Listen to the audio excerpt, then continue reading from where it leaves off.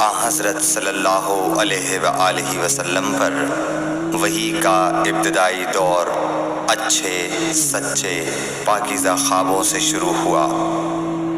آپ خواب میں جو کچھ دیکھتے وہ صبح کی روشنی کی طرح صحیح اور سچا ثابت ہوتا۔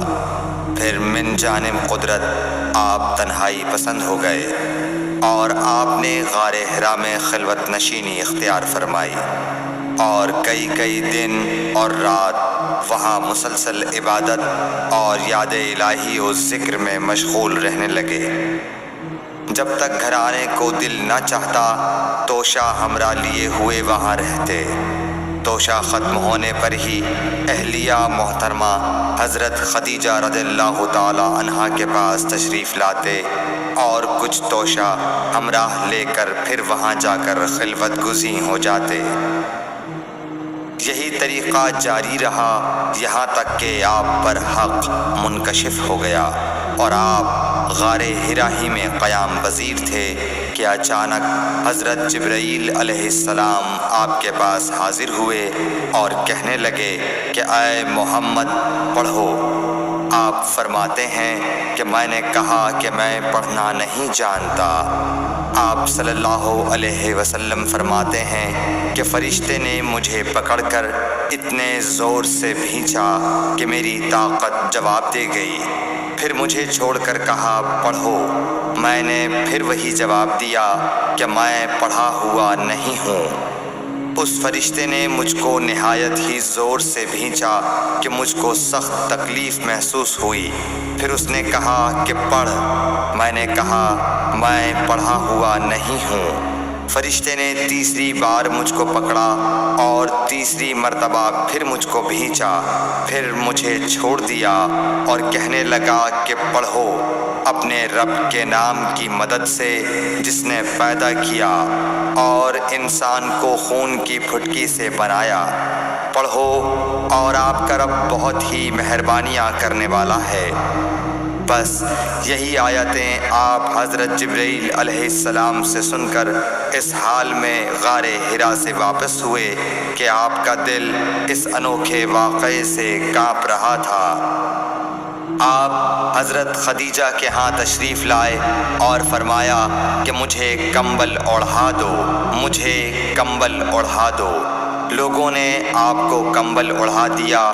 جب آپ کا ڈر جاتا رہا تو آپ نے اپنی زوجہ محترمہ حضرت خدیجہ رضی اللہ تعالی عنہا کو تفصیل کے ساتھ یہ واقعہ سنایا اور فرمانے لگے کہ مجھ کو اب اپنی جان کا خوف ہو گیا ہے۔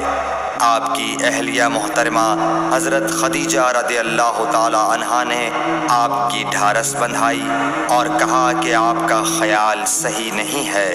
اللہ کی قسم آپ کو اللہ کبھی رسوا نہیں کرے گا۔ آپ تو اخلاق فاضلہ کے مالک ہیں، آپ تو کنبہ پرور ہیں، بے کسوں کا بوجھ اپنے سر پر رکھتے ہیں، مفلسوں کے لیے آپ کماتے ہیں، مہمان نوازی میں آپ بے مثال ہیں اور مشکل وقت میں آپ امر حق کا ساتھ دیتے ہیں۔ ایسے اوصاف حسنہ والا انسان یوں بے وقت ذلت و خواری کی موت نہیں پا سکتا۔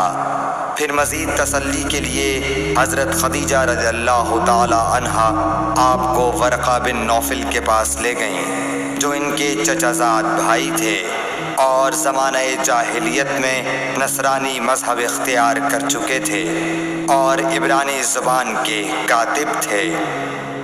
چنانچہ انجیل کو بھی حسب منشائے خداوندی عبرانی زبان میں لکھا کرتے تھے۔ انجیل سریانی زبان میں نازل ہوئی تھی، پھر اس کا ترجمہ عبرانی زبان میں ہوا۔